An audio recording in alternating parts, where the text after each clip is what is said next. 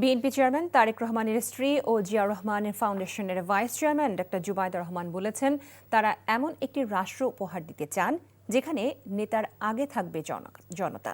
তিনি বলেন, সাধ্যমতো সমস্যার সমাধান করে সমতা ও জ্ঞান ভিত্তিক বাংলাদেশ উপহার দেওয়ার চেষ্টা করা হবে।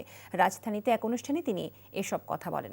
সুষ্ঠু পরিকল্পনার মাধ্যমে এই সমস্যাগুলির সমাধান সম্ভব। আমাদের রাজনীতি সুষ্ঠু পরিকল্পনার রাজনীতি। এখন আমাদের গৌরবের নতুন সূর্যোদয়। আমরা বলি, আমার আগে আমরা, আমাদের আগে দেশ, ক্ষমতার আগে জনতা, সবার আগে বাংলাদেশ।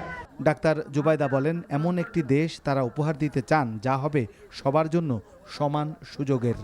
আমরা সকলকে দিতে চাই শ্রমের মর্যাদা, মেধার মূল্যায়ন, মেধাভিত্তিক চাকরি এবং অধিকার, সুবিচার, শোষণের আগে অধিকার।